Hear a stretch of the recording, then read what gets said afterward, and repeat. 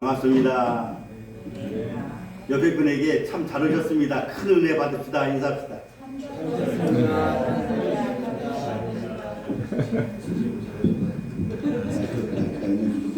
제 목소리가 워낙 마이크 안 되니까. 먼저 제 소개를 하면 저는 유명하지도 않고 훌륭하지도 않는 일반 평범한 목사입니다.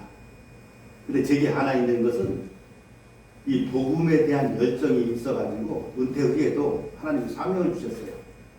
교회 안에 불신자가 있다. 그들에게 복음 전해서 구원의 확신을 갖도록 하라. 그런 사명을 주셨기 때문에 제가 부르면 갑니다. 이게 택시도 그렇고 부르면 온다는 택시가 있더라고요. 제 거를 갖다 쓴 것 같아요. 저는 부르면 갑니다. 어디든지 가서 이 복음을 전해서 교회 안에 불신자라는 것은 구원받지 못하는 자입니다. 그들이 구원을 시켜야 되는데 뭘로 시킵니까? 말씀이 그들 안에 들어가서 말씀이 역사하시고 말씀이 운행하셔야 됩니다. 말씀이 살아계신 하나님 말씀 맞습니까? 우리가 살아계신 하나님 말씀 지금도 이곳에 임재하여 주셔서 우리와 함께 하시는 줄 믿습니다. 이 예배가 정말 하나님 받으시는 예배, 하나님 함께 하시는 예배가 될 것입니다. 오늘은 영을 분별하는데 먼저 지난번에 구원을 확증하라. 믿음 안에 있는가 믿음 밖에 있는가 네 자신을 시험하여 보라고 말씀을 드렸어요. 우리가 모든 일에서 체육이나 예능이나 모든 삶이나 어린애나 어른 할 것 없이 기초라는 게 있습니다. 기본, 근본 같은 말이죠. 신앙의 기초가 뭘까요? 신앙의 기본이 뭘까요? 뭐부터 첫 발을 디뎌야지 신앙생활 잘할 수 있는가 하는 것을 말씀드렸습니다. 그것은 먼저 예수 믿게 되면 구원 받아야 됩니다. 거듭났다, 중생했다 같은 말이죠. 거듭나지 않고 신앙생활 안 하면 그것은 신앙생활이 아니라 종교생활입니다. 마당만 밟는 교회 한 발은 교회 안에 들여놓고 한 발은 세상에 들여놓고. 지금은 어느 시대냐면 옛날에는 선과 악이 그래도 구분이 되었어요. 지금은 선이 악하다고 하고 악을 선하다고 합니다. 어떤 게 어떤 것인지 구별을 못해요. 진짜가 가짜 같고 가짜가 진짜 같으니까. 그게 사회가 혼란한 거예요. 그래서 우리는 진리는 변하지 않습니다. 진리 안에 생명이 있기 때문에 그래요. 그래서 거듭났다, 중생했다, 구원받았다라는 것은 어떻게 구원받을 수 있는가? 그것은 말씀으로 우리가 구원을 받을 수 있는데 지난번에 말씀할 때 우리가 회개라는 말씀을 드렸습니다. 회개는 뭐예요? 완전히 돌아서는 거예요. 세상으로 가는 길을 예수님께로 돌아서는 것이 회개입니다. 그런데 교회에서 회개라는 말로 뭘 시키냐면 일주일 동안 죄진 거를 회개하라는 거예요. 그럼 여기서 회개 속에 죄가 나오죠. 죄는 죄가 두 종류가 있어요. 사람과 사람과의 관계에서 죄가 있고 하나님과 사람과의 관계에서 죄가 있습니다. 그러면 주기도문에 우리가 우리 죄를 사하여 준 것 같이 우리 죄를 사하여 주옵소서. 그러니까 주기도문 하잖아요. 그러니까 무슨 말씀인지 이해하시고 기도합니까? 우리가 우리 죄를 사해 준 것 같이 하나님이 우리를 사해 주신다라고 하면은 과연 용서를 얼마나 받을 수 있을까요? 만약에 우리 기도대로 하나님이 다 들어주셨다면 어떠한 일이 일어날까요? 오늘 여기에 한 사람도 없을 겁니다. 왜? 내가 저 사람 미워. 저 사람 하나님 죽여주세요. 다 주고. 저 사람은 나 미워. 그럼 나도 없애주세요. 다 없는 거예요. 우리는 하나도 없어요. 기도대로 한다면. 무질서가 되겠죠. 그 하나님은 우리가 기도한 대로 들어주는 것이 아니라 하나님의 입장에서 하나님 뜻을 이룰 수 있는 기도를 이루어 주신다는 것이죠.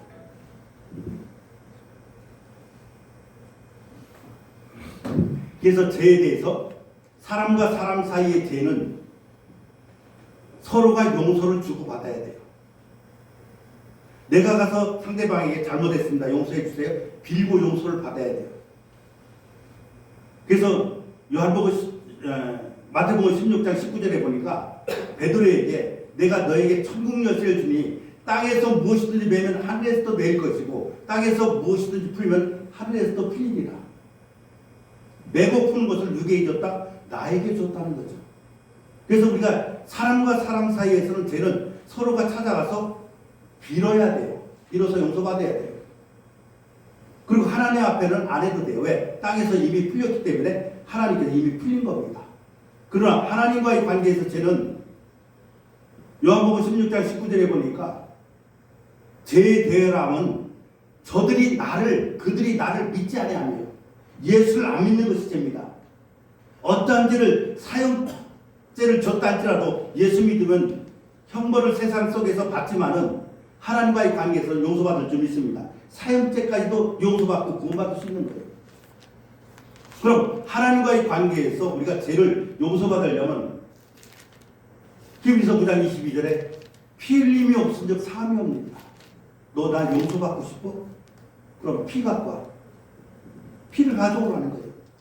빌어서 용서받지 못한다는 거죠. 교회 가서 잘못했습니다. 용서해 주세요. 이게 회개가 아니라는 거예요. 피를 가져와라. 그럼 예수님께서 이미 2000년 전에 흘려주신 피를 내가 받아들이고 믿는 겁니다. 그런데 이미 용서해 주신 것을 내가 받아들이고 인정할 때 우리 죄는 다 용서받은 줄 믿습니다.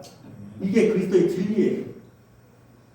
왜 그러냐면 레위기 17장 11절에 보니까 피에는 생명이 있으므로 피가 너희의 죄를 사하여 주느니라. 용서받으려면 죽어야 돼요. 죄값은 죽음이라고 그랬잖아요. 사망. 죽어야 되는데 내가 죄 때문에 죽으면 아무 소용이 없어요. 내 대신 누군가가 죽어줘야 됩니다.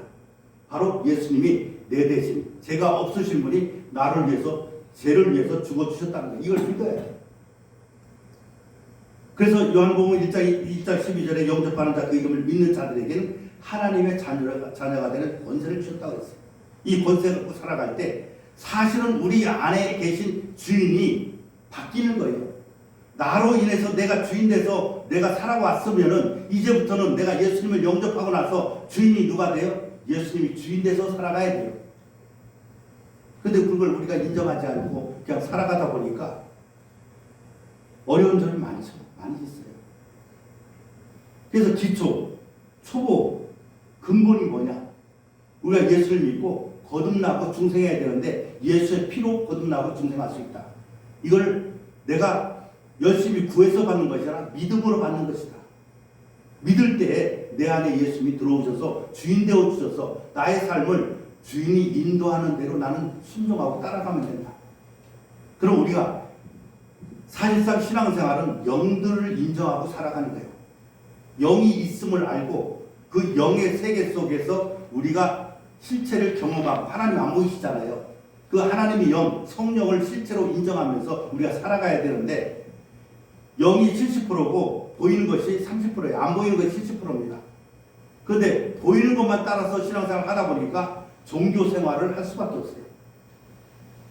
보이지 않는 영의 세계를 우리가 알려고도 하지 않고 알지도 못해요. 어제도 어떤 집사님마다 질문을 하더라고요.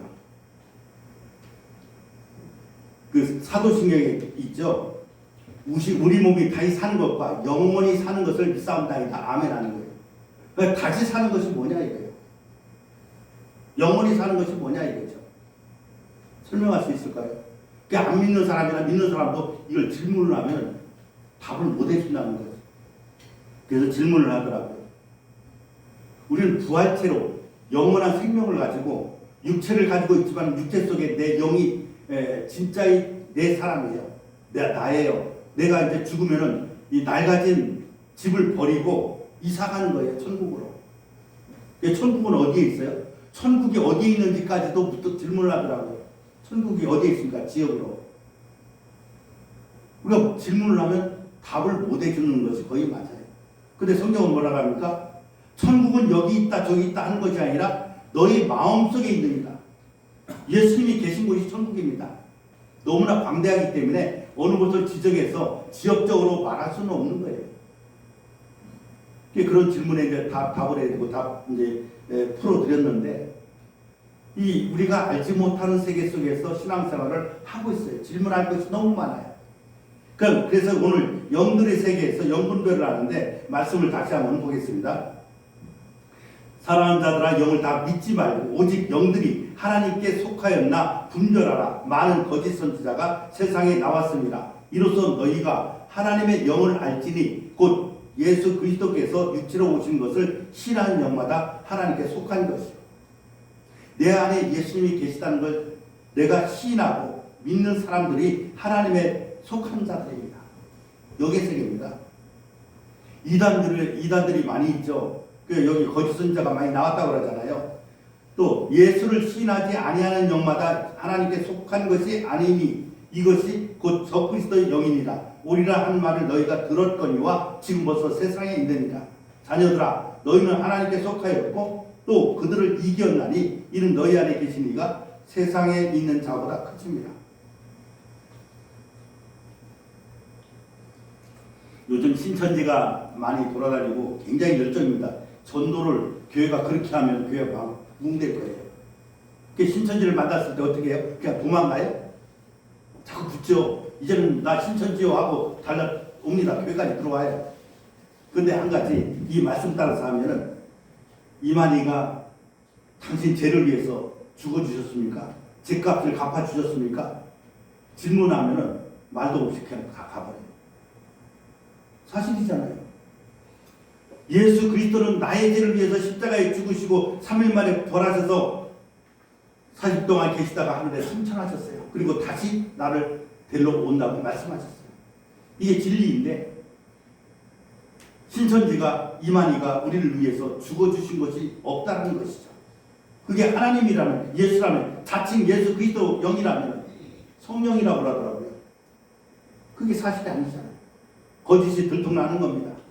그래서 우리가 이러한 마지막 때 살아갈 때 속지 않기를 바랍니다. 그들은 세상에 속한 거로 세상에 속한 말을 하며 세상이 그들의 말을 듣느니라. 사람들이 말을 잘 알아들어요. 왜? 그 안에 성령이 계시지 않고 그리스도 영이 없으니까. 우리는 하나님께 속하였으니 하나님을 아는 자는 우리의 말을 듣고 하나님께 속하지 아니한 자는 우리의 말을 듣지 아니하느니 진리의 영과 미혹의 영을 이로써 아느니라. 이게 역분별입니다. 예수 그리스도를 부인하는 영은 거짓 영이요 적그리스도라고 생각하면 됩니다. 어디든지 예수 그리스도는 나의 구주고 나의 생명이고 나를 영원히 천국으로 데리고 갈 분이시고 영생하도록 함께할 분입니다. 이 사실을 우리가 믿어야 돼요. 요즘 챗GPT가 유명해졌는데 지난번에 이상철 목사님이 챗GPT 말씀을 하시더라고요. 그래서 저도 이제 챗GPT에게 물어봤어요. 신앙의 기본이 뭐냐? 물어보니까 아주 이론적으로는 빠삭하게 해요. 한번 읽어봅시다. 시작. 사람이 하나님을 알게 되고 예수 그리스도를 구주로 영접하여 제사함을 받고 거듭나게 되는 것, 구원의 확신과 말씀과 기도 생활로 이루는 성화의 삶 등 이런 것이 신앙의 기본이다. 맞잖아요. 이론적으로 지식적으로 많아요. 요즘요 설교 잘해야 됩니다. 챗GPT에게 은혜에 대해서 5분 설교, 아니 30분 설교 해봐 그러면 5분 안에 딱 나와요. 성도들도 할 수 있어요. 근데 그거를 이제 그냥 무료로 쓰는 것보다 유료로 쓰는 게 좋다고 하더라고요. 저는 아직 그걸 안 합니다. 유료 20달러더라고요. 이렇게 보니까. 근데 이 챗GPT에게 영성의 기본이 무엇이냐고 물어봤어요. 그게 무슨 답을 할까요? 한번 추측을 해보세요. 걔들이 영성에 대한 목사님들 설교한 설교가 쫙 올라오는 거예요. 영성이라는 단어가 들어간 거예요. 영성에 대한 영의 세계에 대한 모르는 거예요. 왜? 그들에게 인격이 없고 영이 없기 때문에, 기계이기 때문에 그래요. 그래서 우리 영성에 대해서 알아야 되는데 영의 세계에서 너무 모르니까 이 기계에 의존하는 사람들은 어떤 때는 멍할 수 있어요. 영성에 관한 가장 흔한 오해는 많은 영성의 형태들이 있고 그 형태들 모두가 똑같이 합당하다는 것이다. 특이한 신체 자세로 묵상하는 것, 자연과 대화, 영의 세계와의 대화를 추구하는 것 등 영적인 것처럼 보일 수 있지만 실제로는 거짓 영성이다. 예수 무당들 있잖아요. 점쳐주는 것. 거짓 영들이에요. 잘 생각하셔야 돼요. 은사 받았다고 그들에게 가서 기도받으러 머리 뒤미를 넣다가는 큰일 납니다. 영을 분별해야 돼요. 보통 기도하는 사람들이 금식기도 40일 하거나 작정기도 하거나 하든 산에 가서 기도하거나 기도하면 은사가 열리게 됩니다. 환상이 열립니다. 열리는데 그들은 은혜로 받은 겁니까? 대가로 받은 겁니까? 은사는 은혜로 주시는 겁니다. 하나님이. 내가 아무것도 안 했는데 공짜로 주시는 거예요. 믿음으로 받는 거죠. 그런데 40일 작전 기도를 해서 신유의 은사가 왔다. 그는 40일 작전 기도한 결과예요. 그럼 그게 그렇게 받은 은사가 성령이 주신 거일까요? 한번 의심을 해봐야 돼요. 근데 어떻게 알 수 있느냐? 그 사람의 사는 생활을 보면은 그 사람이 거짓령인지 성령인지 알 수가 있어요. 은사자들 가정에 봐봐요.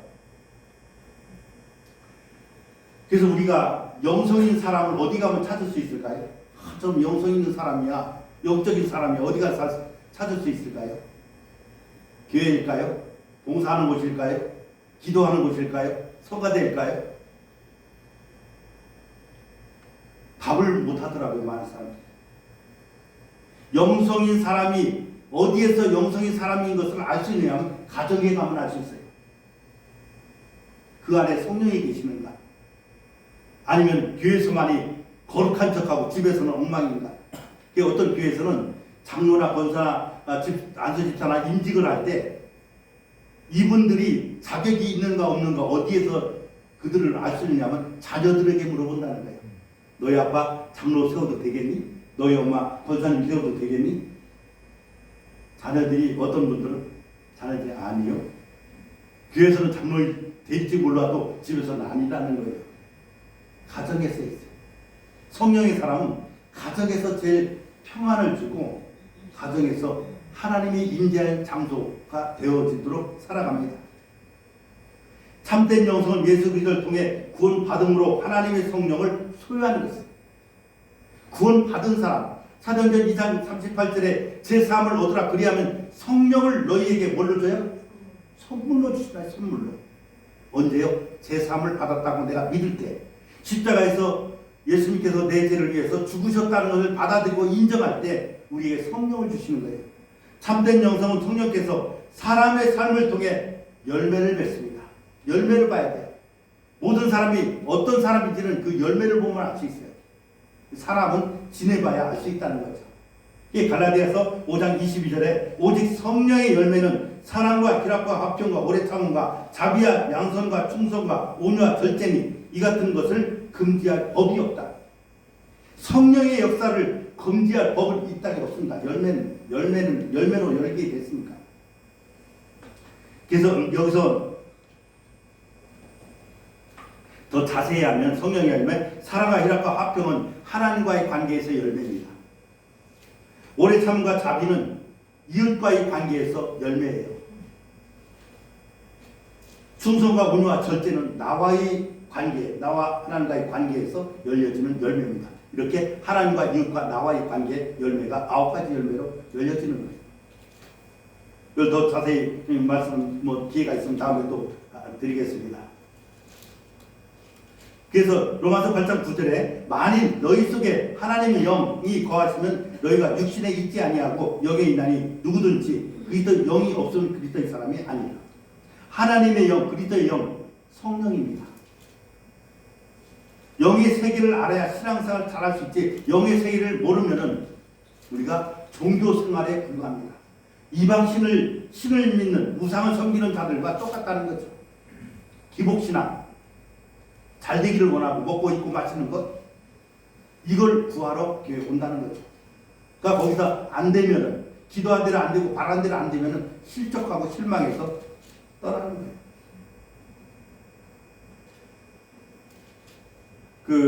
마태복음 16장에 보니까 빌립보 가이사랴 지방에 예수님이 제자들과 함께 가는데 오병이의 기적을 일으킨 다음에 거기에서 이제 모였습니다. 예수님께서 제자들에게 얘들아, 사람들이 나를 누구라고 하냐 질문을 했어요. 질문하니까 더러는 세례 요한, 더러는 엘리야, 더러는 에레미야 선지자 중에 하나라고 합니다. 근데 예수님이 사람들이 그렇게 나를 보고 있는데 그러면은 너희들은, 제자들을 향해서 너희들은 나를 누구라고 하냐. 그때 성질이 급한 베드로가 주는 그리스도시요 살아계신 하나님의 아들이십니다. 딱 말하는 거예요. 그러니까 예수님이 감동을 받았어요. 가요나 시므나 내가 복이 있도다. 이를 알게 하리는 혈육이 아니요 하늘에 계신 너희 아버지시다. 내가 이 반석에 내 교회를 세우리니 음부의 권세가 이기지 못하리라. 그리스도 위에, 성령 위에 우리가 신앙생활을 해야 어떠한 사단의 역사, 귀신의 역사가 와도 무너지지 않습니다. 반석 위에 세운 교회, 주는 그리스도시요 살아계신 하나님이라는 그 말씀 위에 내가 신앙생활을 하게 되면은 어떠한 사단과 마귀의 역사, 귀신의 역사가 와도 우리는 무너지지 않아요. 근데 반석 위에 짓지 않고 어디에 져요? 모래 위에 졌기 때문에 조그만 바람이 불거나 어떠한 어려움이 없고 고난이 오면 무너져 버려요. 나 예수 안 믿어. 요즘 대학교 가면 그런다잖아요. 너 아직도 예수 믿냐? 아직도 예수 믿느냐는 거예요. 전도하면은 처음에는 엘로 카드 내놓는데요. 카드를 갖고 다니면서 전도하지 말라는 거예요. 경고 준다는 거죠. 그 다음에 적세 카드를 내놓는다는 거예요. 경고한다는 거예요. 하지 말라는 거죠. 이렇게 우리가 신앙이 땅에 떨어졌어요. 이런 시대에 나 하나만큼이라도 제대로 예수 믿으면 이게 전의가 됩니다. 전의가 돼서 우리가 할 수 있어요. 그래서 성령을 받아야지 우리가 신앙생활을 할 수 있습니다. 신앙생활을 하면은 그리스도인이라는 칭호를 받습니다. 아, 저 사람 예수 믿는 사람이야. 예수 믿는 사람 틀림없어. 무엇을 해도 내가 믿을 만해. 신용을 얻습니다. 그런데 성령을 받지 않고 신앙생활을 하게 되면은 그리스도인이 아니라는 거죠. 말씀 보겠습니다. 만일 너희 속에 하나님의 영이 거하시면 너희가 육신에 있지 아니하고 영에 있나니 누구든지 그리스도 영이 없으면은 성령이 없으면 그리스도 사람이 아니다라는 거죠. 제가 말씀 전하는 것은 이해만 하면 됩니다. 아멘 하셔도 되고요. 고개만 끄덕거리는데 우리 장로님 고개만 끄덕거리시는데 이해만 되면 돼요. 이걸 뭐 외우려고 하고 어떤 저기를 하려고 하니까 야 저렇구나. 말씀이 저렇게 해서 이렇게 기록되어 있구나. 성경은 하나님이 기록한 거예요. 사람을 통해서. 하나님 입장에서 우리가 이해를 하고 말씀을 받아들여야지 사람의 입장에서 사람의 환경에서 보면은 이해가 안 됩니다. 그래서 이제 우리가 영의 세계를 알아야 되는데 1차원이 뭐예요? 광물질, 흙과 바위가 돌입니다. 1차원 세계입니다. 1차원의 세계는 생명이 없어요. 그 위에 2차원의 세계가 있는 식물의 세계가 2차원입니다. 3차원의 세계가 있어요. 짐승과 사람입니다. 그래서 3차원의 세계는 식물과 이 1차원의 세계를 지배하면서 거기에서 생명을 가지고 살아갑니다. 그 다음에 4차원부터 영의 세계인데 4차원에는 천사도 있고 마귀도 있고 사람의 영도 있어요. 근데 우리가 만약에 귀신이 있다고 인정하십니까? 귀신이 있습니다. 있는데 귀신을 내가 이기려고 하면은 육체를 가진 이 몸이 귀신을 이길 수 있어요? 없어요? 3차원인데 귀신은 4차원인데 절대 못 이깁니다. 그래서 우리에게 하나님이 계시고 성령이 계세요. 하나님과 성령님은 4차원보다도 더 높은 하나님 차원이에요. 비교가 안 되는 거죠. 창조주인데. 그래서 예수를 믿게 되면은 하나님의 자녀가 되는 권세를 주셨기 때문에 하나님의 가족이 되는 거예요. 여기서 하나 또 말씀을 드리면 천국을 갈 수 있는 사람들은 하나님의 아들만 갑니다. 구약에는 율법의 종으로 살았지만은 신약에 와서 예수 그리스도를 영접하면은 하나님의 자녀가 되는 권세를 얻었기 때문에 하나님의 자녀가 되는 자녀로서 하나님 천국에 갑니다. 하나님 자녀에게는 성령이 임한 자만이 하나님의 자녀가 될 자격이 있는 거예요. 그래서 이 영의 세계를 알아야 우리가 귀신도 물리칠 수 있고 마귀도 다 이길 수 있습니다.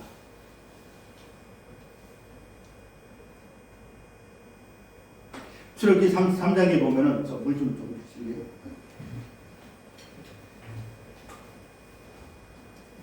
모세가 하나님과의 관계에서 희망문에서 서서 딱 있으면 구름 기둥이 딱 와서 그 구름 속에서 하나님과 대화를 합니다. 대화를 하게 돼서 대화를 하면서 있는데 이 모세가 하나님의 영광을 보고 싶은 거예요. 얼굴을 보고 싶은 거예요. 그래서 주여 영광을 내게 좀 보여주세요. 그랬더니 하나님은 내가 은혜 줄 자에게 은혜 주고 베풀고 이름으로도 너희를 알고 있는데 내 얼굴을 보지 못한다. 왜 얼굴을 보지 못할까요? 하나님 얼굴을. 모세가 하나님의 영광을 보여달라고 그렇게 애걸 하는데 하나님은 자기의 얼굴을 보여줄 수 없다고 해요. 왜 그러냐면 사람은 하나님을 대면하지 못합니다. 왜 그럴까요? 하나님을 직접 찾아가서 뵙지를 못해요. 그래서 구약의 성막을 만들 때 지성소가 있고 성소가 있고 뜰이 있고 바깥뜰이 있어요. 지성소 안에는 누구만 들어가요? 대제사장만 들어가요. 그것도 정결하게 하고 피를 가지고 들어가야 들어갈 수 있습니다. 왜? 제가 있기 때문에 하나님을 만나면 죄인은 제가 있기 때문에 하나님 만나면 그 자리에서 즉사를 해버립니다. 그래서 하나님을 대면하지 못해요. 그래서 구약의 모든 내용들은 누구를 사용해서 하나님과의 관계를 연결을 했느냐면 천사 중보자로 사용했습니다. 사도행전 7장은 스데반이 이제 설교한 말씀인데 여기에서 천사가 등장하는 것을 보여줘요. 40년이 참에 천사가 시내산 광야가 가시나무 떨기 불꽃 가운데서 그에게 보이거늘 모세가 그 광경을 보고 놀랍게 여겨 알아보려고 가까이 가니 주의 소리가 있어. 그래서 천사를 보고 주라고 하는 거예요. 그 천사는 어떤 역할을 했느냐면은 하나님과 사람과의 관계에서 우체부 역할을 한 겁니다. 그래서 사람이 천사를 보고도 죽어야 안 죽어요. 하나님이 아니기 때문에 제가 있는데 천사를 봐도 죽지 않습니다. 그런데 천사에게 뭐가 있냐면 형벌을 줄 수 있는 능력이 있어요. 권세가 있어요.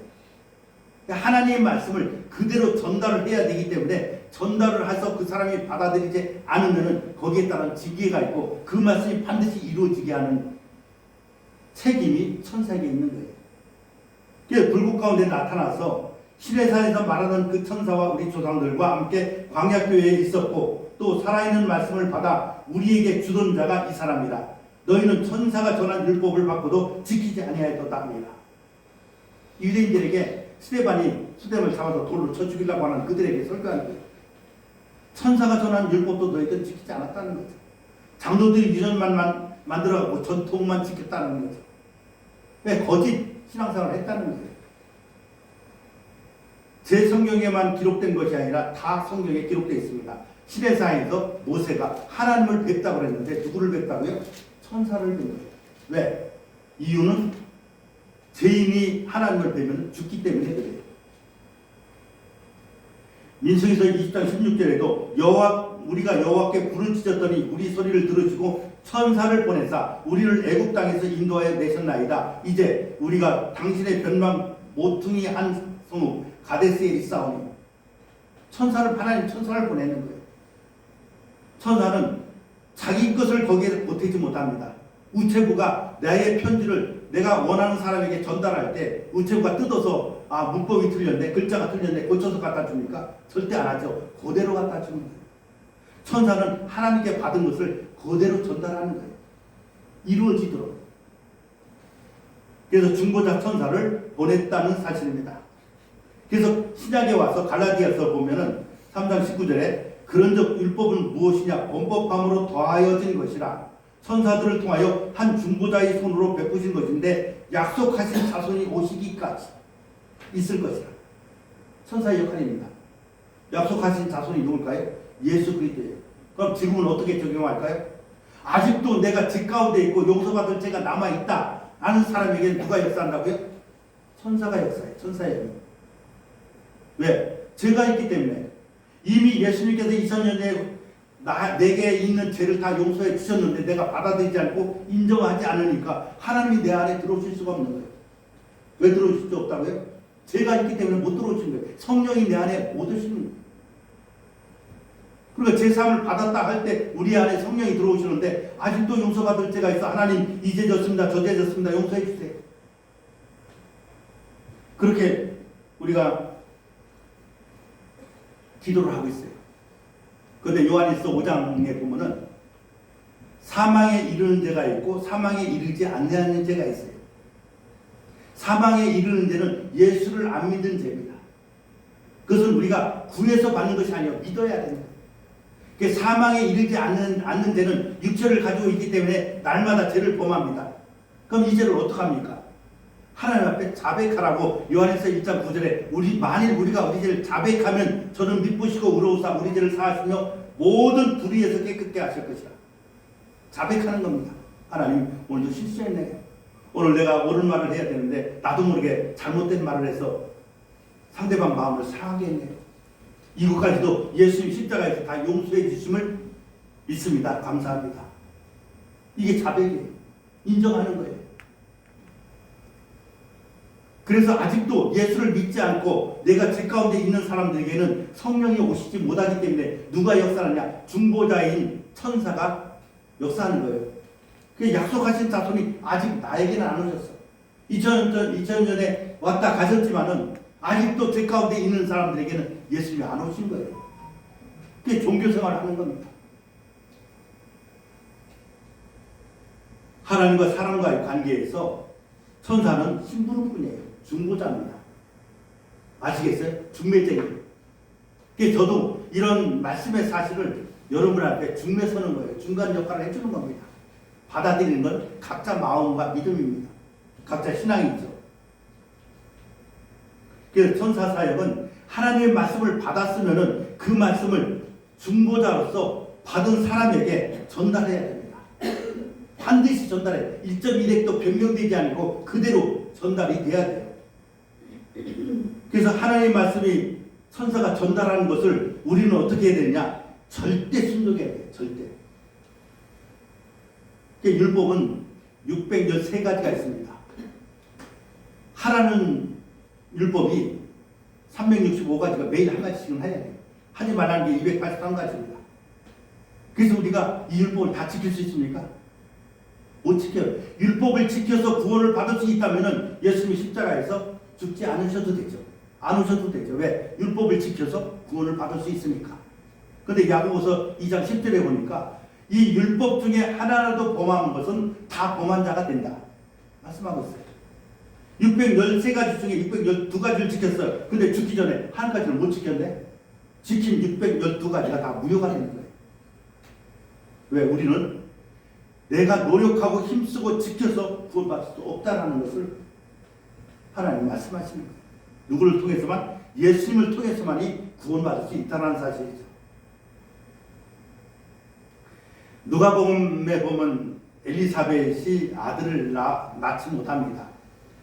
엘리사벳이 잉태를 못해요. 왜 그러냐면 의학적으로 과학적으로 이미 나이가 넘었어요. 임신할 수 있는 기능이 다 사그러졌어요. 그런데 샤가라가 자기의 반열에 따라서 제사를 드리는 시간이 있었어요. 그날 지성소에 들어갔습니다. 그때 이상 중에 환상을 본 거예요. 천사가 나타나갖고 너에게 아들이 있을 것이다. 이름을 세례 요한이라. 근데 샤가라가 뻥쩍 찐 거예요. 내가 이 나이에 아들이 있다고? 이걸 어떻게 믿어? 믿을 수가 없어. 안 믿어지는 거예요. 지금 천사가 나타나서 엘리사벳에게 아들이 잉태하여 이름을 요한이라고까지 줬는데 나타나지 않는 겁니다. 안 받아들이는 거예요. 그게 안 받아들이니까 어떻게 돼요? 천사의 일은? 아들 요한이가 태어나게끔 해줘야 되잖아요. 왜? 하나님의 심부름이니까. 그래서 누가복음 1장 20절에 보니까 보라, 이 일이 되는 날까지 네가 말 못하는 자가 되어 능히 말을 못하리니 이는 내가 내 말을 믿지 아니함이거니와 때가 이르면 내 말이 이루어지리라 하더라고요. 안 믿으니까 임신하고 날라고 하면 9개월, 10개월 걸리잖아요. 9개월 동안 입을 한몽했거든요. 왜? 안 믿으니까 믿게끔 그 사실이 천사가 전한 사실이 이루어질 수 있도록 하기 위해서 입을 봉해버리니까 벙어리를 만든 거예요. 근데 요즘은 벙어리가 아니라 농아인이라고 하더라고요. 어떤 분이 그래요. 첫 번째 전도회가 교회에 나왔어. 근데 그 다음 주에 등산 대원들과 등산을 가게 됐는데 등산 가다가 다리가 부러져가지고 입원해 있어요. 권사님이 가서 그 봐 주일 빼먹고 등산 가니까 다리가 부러지지 이렇게 했어요. 그 말이 맞을 수도 있고 안 맞을 수도 있어요. 왜 그러냐면 만약에 천사형이 그 사람에게 입에서 이거를 반드시 해야 된다고 한다면은 이건 맞는 거예요. 근데 성령이 하면 그건 아니죠. 주일 하루 빼먹었다. 그가 예수 믿을 사람 아무도 없게. 그러니까 영을 잘 분별해야 됩니다. 그래서 그런 병문안 갔을 때도 말을 잘 해야 돼요. 참. 예, 천사가 전달하는 말씀을 안 받아들이면 반드시 징계가 있습니다. 율법적인 신앙생활을 하는 사람들이 많이 있어요. 그래서 샤가라가 9개월 만에 세례 요한이 태어났는데 친척들이 와서 이 아이의 이름을 지려고 하는데 뭐라고 질까? 이렇게 질까? 저렇게 질까? 막 하는데 샤가라가 서판을 가져오라고 해서 거기다 요한이라고 쓰니까 그때서 입이 열려져 버린 거예요. 하나님 말씀이 이루어져야 하기 때문에 반드시 이거를 1.1에 또 고칠 수 없기 때문에 그렇게 말씀을 하는 것을 그대로 이루는 누가복음을 보게 됩니다. 그래서 율법을 지키면은 축복인데 다 지킬 수가 없어요. 그러니까 안 지키게 되는데 안 지키니까 뭐가 돼요? 저주가 되는 거예요. 근데 복음을 지키면은 복음에서 율법을 지키면 저주가 되는데 못 지키니까 저주가 되는 거죠. 그런데 예수님이 죄와 저주를 담당하셨다는 것을 믿고 받아들이니까 축복이 되는 겁니다. 그래서 율법은 천사가 주가 돼요. 그래서 율법이 나타날 때 보면 천사가 나타나서 어떠한 지시사항을 하는데 사람들이 두려워 무서워 떠는 장면이 바로 뒤에 말씀이 나옵니다. 샤가랴가 천사가 나타났을 때 두려워 무서워했다고 했어요. 왜? 그에게는 형벌이 있습니다. 형을 가져오면 거기에 접촉이 되면 벌을 가 징계가 와요. 그래서 징계를 가져오기 때문에 무섭고 두려워하는 거예요. 근데 성령은 있는 죄 예수께서 다 사였다고 증거하러 오신 분이 누구예요? 성령님이세요. 나 이런 죄 졌고 저런 죄 있습니다. 그거 예수님께서 이미 2000년에 다 사해 주셨어. 믿으면 돼. 이게 바로 성령의 하시는 일입니다.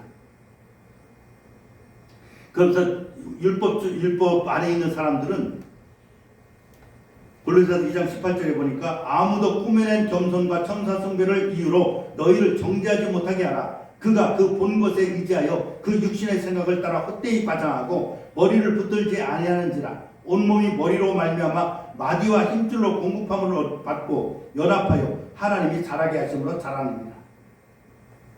은사자들을 보면은 환상을 본 것을 너무 내세워요.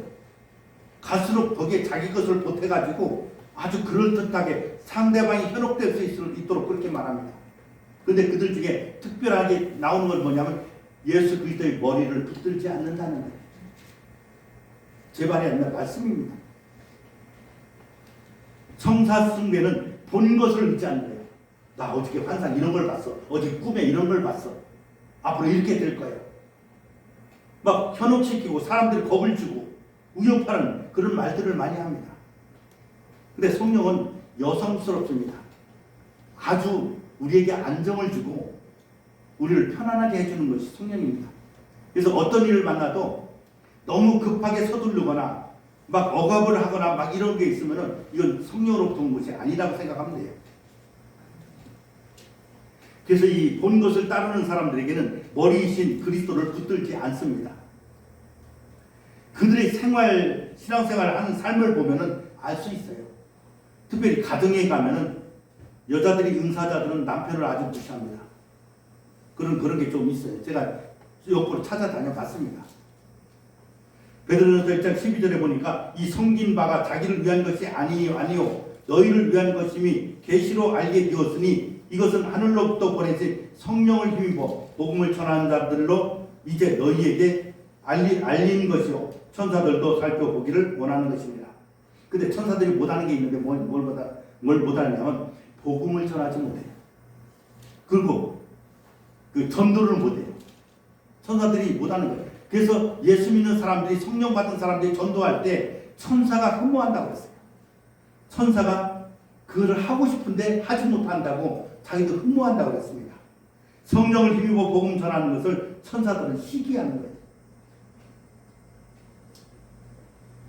로마서 6장 16절에 보니까 너희 자신을 종으로 내주어 누구에게 순종하든지 그 순종함을 받은 자의 종이 되는 줄을 너희가 알지 못하느냐. 혹은 죄의 종으로 사망에 이르고 혹은 순종의 종으로 의에 이르느니라. 사람은 어떤 영의 명령을 받느냐에 따라서 그 영의 종이 되는 거예요. 귀신이 있어요? 없어요? 없다고 하시는 분 혹시 있습니까? 귀신이 있는 것을 제가 보여드릴게요. 무당 귀신이 안에 들어가서 집을 짓고 살면 무당이 돼요. 신접합니다. 무당은 자기 뜻대로 살지 못합니다. 귀신이 하라는 대로 해요. 만약에 귀신을 신접하지 않으면 어떤 일이 일어나요? 몸이 아파요. 병원 가도 병명이 안 나타나. 그래서 점을 치러 가니까 당신은 신기가 있기 때문에 신접해야 된다 라고 합니다. 그래서 그 안에 무당이 살고 있으니까, 아니 귀신이 살고 있으니까 무당이 되는 거예요. 근데 이 귀신이 제일 싫어하는 사람이 있는데 누굽니까? 사람 안에 예수님이 계신 사람들 싫어해요. 예수님 싫어합니다. 절대 오지를 못하죠. 귀신의 역사는 사람을 통해서 역사합니다. 반드시 사람이 없이 귀신은 역사하지 않아요. 사람을 통해서 집을 짓고 역사하는 거예요. 그래서 무당이 있습니다. 무당이 신접을 하는 거예요. 내 영을 허락하는 거예요. 그것은 귀신과 결혼하는 겁니다. 받아들이는 거예요. 합법적입니다. 그러니까 귀신이 무당 안에 들어가서 자기 생활을 다 하는 거예요. 그러니까 귀신도 종류가 있잖아요. 애기 귀신, 총각 귀신, 할매 귀신, 영감 귀신 다 있잖아요. 다 영들이 다 다르기 때문에 그래요.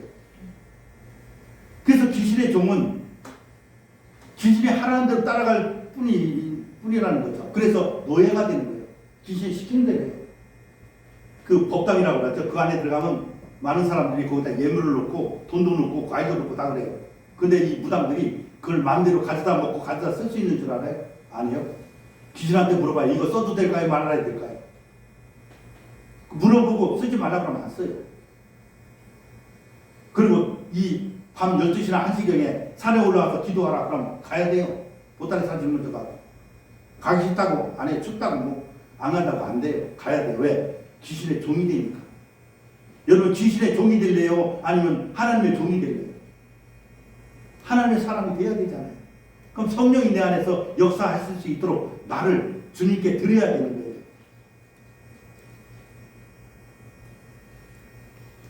전도서 7장 14절에 보니까 형통한 날에는 기뻐하고 공고한 날에는 뒤돌아보아라. 이 두 가지를 하나님이 병행하게 하사 사람이 그의 장래일을 능히 하려 알지 못하게 하셨느니라. 귀신들이 점을 치는데 장래일을 알려준다고 점을 쳐요. 그런데 그게 맞을까요? 틀릴까요? 맞는 경우 없죠. 어쩌다 우연히 찍고 나니까 맞는 경우도 있겠지. 그건 이제 귀신이 알려줘서 그런 것보다도 어떻게 하다 보니까 그렇겠죠. 그럼 여기 하나님 말씀에는 장래일을 우리에게 알지 못하게 했습니다. 말씀에 있어요. 알지 못하게 했어요. 요한서 4장 4절에 자녀들아 너희는 하나님께 속하였고 또 그들을 이겼나니 이는 너희 안에 계신 이가 세상에 있는 자보다 크십니다. 그래서 우리는 넉넉하고 풍성하고 이기고 살아갈 수 있는 것은 내 안에 계신 이가 세상에 있는 1차원, 2차원, 3차원, 4차원에 있는 자들보다 더 크다는 거죠. 어디에 계세요? 그분이? 내 안에 계시기 때문에 내 안에 계신 그 크신 이 때문에 모든 것을 다 이길 수 있습니다. 로마서 8장 31절에 그런즉 일에 대하여 우리가 무슨 말 하리요? 만일 하나님이 우리를 위하시면 누가 우리를 대적하리요? 대적할 자도 없는 거예요. 그래서 무서워, 두려워, 떨지 말라는 거죠. 무서움과 두려움을 주는 것은 누구예요? 사단입니다. 귀신입니다. 나를 대적할 자 아무도 없어요. 이 믿음 갖고 오늘 이 2025년 살아가시길 바랍니다. 세상에 있는 것은 뭐가 있을까요? 세상 권세 잡은 자 사탄이 있습니다. 그리고 세상에는 죄가 있어요. 질병이 있고 또 각종 문제가 있습니다. 불가능한 것처럼 보이는 것들이 많이 있어요. 이게 세상에 가득해요. 그러니까 이걸 해결하지 못하니까 염려, 걱정, 근심, 한숨이 나오죠. 근데 나는 해결 못해요. 근데 내 안에 계신 이가 세상에 사탄이나 죄나 질병이나 각종 문제나 불가능한 것이 크기 때문에 넉넉히 우리는 이길 수 있습니다. 로마서 8장 37절에 그러나 이 모든 일에 우리를 사랑하시는 이로 말미암아 넉넉히 이기느니라. 힘내십시오. 넉넉히 이길 수 있습니다. 세상에 있는 것, 사단이나 죄나 질병이나 각종 문제나 불가능한 일이나 다 해결되고 최후 승리하는 것 우리에게 있어요. 나에게 있습니다. 왜? 내 안에 계신 이가 세상에 있는 자보다 엄청나게 크시기 때문에 이기도 남는다는 거죠. 그래 두려워하거나 염려하지 않기를 바랍니다. 갈라디아서 5장 16절에 내가 이르노니 너희는 성령을 따라 행하라. 그리하면 육체의 욕심을 이루지 아니하리라. 우리가 신앙생활을 하다 보면 잘못 육체의 욕심을 이루기 위해서 많이 헤맬 때가 있어요. 어쩔 수 없어요. 육체를 가지고 있기 때문에. 그러나 성령을 따라 행할 때 이 육체의 욕심을 이루지 아니하게 됩니다. 갈라디아서 5장 18절에 너희가 만일 성령이 인도하시는 바가 되면 율법 아래 있지 아니하리라. 율법 아래 있지 않는다는 것은 천사의 영의 지배를 받지 않는다는 거예요. 성령의 인격적인 만남을 통해서 우리가 살아갈 때 그분이 주시는 말씀대로 넉넉히 이기는 삶을 살아갈 수가 있다는 것이죠. 갈라디아서 5장 25절에 만일 우리가 성령으로 살면 또한 성령으로 행할지 성령으로 살고 성령으로 행해야 됩니다. 그래서 늘 그분과 교제하면서 내 안에 계신 그분께 묻고 그분이 하라는 대로 순종할 때 우리는 놀라운 결과를 가져올 수 있습니다. 그리스도인의 삶은 성령으로 행하는 삶이 되어야 되죠. 그게 성령과 교제하는 거예요. 기도가 뭡니까? 성령님과 교제하는 거예요. 그게 교제가 안 하는 사람들은 잘 이루어지지를 못해요. 어색해요. 그런데 자꾸 그분과 교제하다 보면 친밀하게 되고 우리가 그러잖아요. 예수를 믿고 인격적으로 만난 때가 언제입니까? 묻잖아요. 인격적으로 만났다는 것은 내 안에 성령님이 나와 함께 살러 오셨다라는 얘기입니다. 그래서 사람은 성령의 사람은 영의 힘으로 살아갑니다. 모든 천사들은 섬기는 영으로서 구원받은 상속자들을 위하여 섬기라고 보내심이 아닙니다. 그래서 이제 우리가 복음 안에 들어가고 성령 안에 살면은 우리를 종으로 삼았던 율법의 종에서 해방되어서 천사가 우리가 부리는 천사가 됩니다. 부리는 영입니다. 우리가 하라는 대로 우리의 시중을 들어주는 것이 천사 이 신분이 바뀌어지는 겁니다. 그래서 구약의 율법에는 천사가 주였지만은 이제 천사는 나를 섬기라고 보내셨기 때문에 우리가 행할 때 내 혼자 힘으로 되지 않을 때 천사가 나를 돕는 거예요.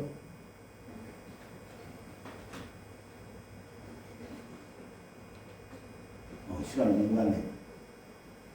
네, 사도행전 10장을 한번 보겠습니다. 여기에 사도행전 10장을 보면 고넬료와 베드로의 만남이 있는데 고넬료는 이탈리아대 이방인의 백부장입니다. 그런데 경건하여 구제하고 기도에 힘쓰며 온 가족이 하나님을 너무 잘 섬겼어요. 그러던 어느 날 하나님이 고넬료의 환상을 열어줍니다. 너는 요빠에 사람을 보내갖고 베드로로 시몬을 청하라. 그런 환상을 보고 난 다음에 곧장 이 고넬료는 경건한 사람 하나와 쫄병 둘을 보내서 베드로의 집 시몬 요빠로 보냅니다. 그때 베드로는 제 6시에 6시면 12시입니다. 낮에 거기다 이제 6을 더하니까 12시에 지붕에 올라가고 하나님 앞에 기도하는 거예요. 기도하는데 12시가 되니까 배가 철철해요. 배고픔을 느낄 때 하늘에서 하늘문이 열리더니 보자기에 싼 것이 네 뒤에 끈이 메어서 내려오는데 보니까 부정한 음식에 네발 가진 짐승, 기른 짐승, 부정한 짐승이 내려오는 거예요. 그때 하나님의 음성이 들립니다. 성령의 음성이.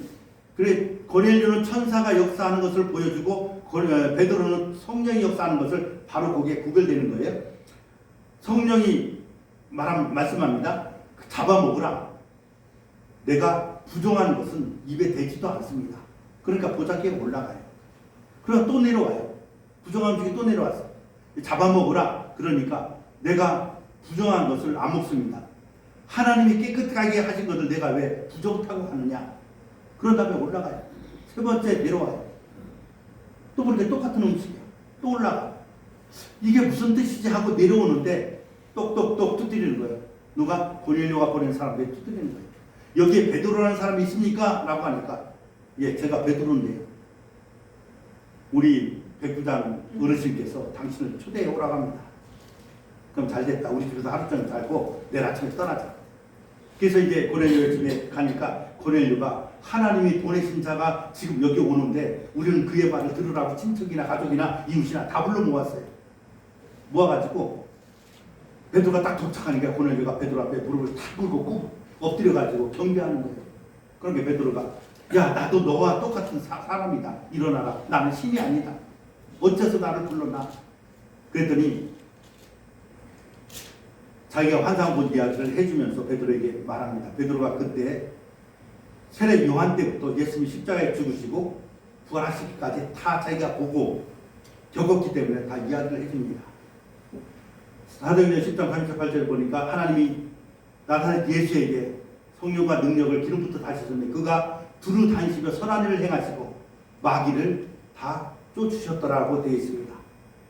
그래서 그 말씀을 하니까 너희가 예수님 때문에 제사함을 받았다고 하는 말이 떨어지자 무섭게 고넬료 그 가족들이 전부 다 제사함을 받게 되고 성령이 임하는 것을 보게 됩니다. 그러니까 베드로가 이방인들도 우리와 똑같이 성령을 받았으니 세례 주는 것을 누가 그 말이요? 그 자리에서 세례를 줍니다. 그 어떤 목사님은 사도행전 10장 설교하길래 내가 기도만 들어봤어요.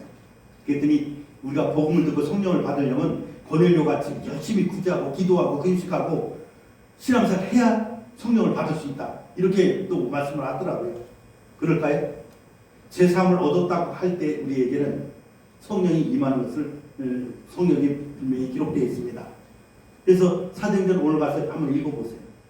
선사의 역사로 구원받지 못한 고넬료가 아무리 기도 생활하고 금식하고 경건한 생활을 하고 이웃을 구제했지만은 그는 성령 받지 못하고 제사함을 받지 못했어요. 그렇다면 우리가 열심으로만이 신앙생활을 할 수 있는 것이 아니라는 것이죠. 제일 큰 문제는 제사함을 받았느냐 안 받았느냐, 성령이 내 안에 계시냐 안 계시냐, 이게 중요하다는 것이죠. 그래서 우리는 영을 분별할 때 우리에게 또 다른 세계가 열려지고 신앙생활을 잘할 수 있는 그런 길이 열려지게 됩니다. 오늘 주신 말씀을 다시 한번 읽고 마치겠습니다.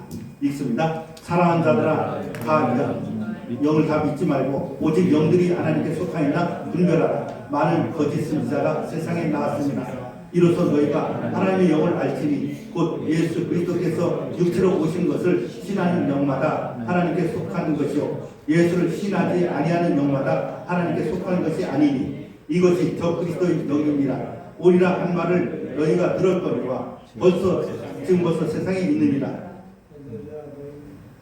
자녀들아, 너희는 하나님께 속하였고 또 그들을 이겼나니 이는 그리스도 안에 계신 이가 세상에 있는 자보다 크십니다. 그들은 세상에 속한 거로 세상에 속한 말을 하며 세상이 그들의 말을 듣느니라. 우리는 하나님께 속하였으니 하나님을 아는 자는 우리의 말을 듣고 하나님께 속하지 아니하는 자는 우리의 말을 듣지 아니하나니 진리의 영과 미국의 영을 이로써 아느니라.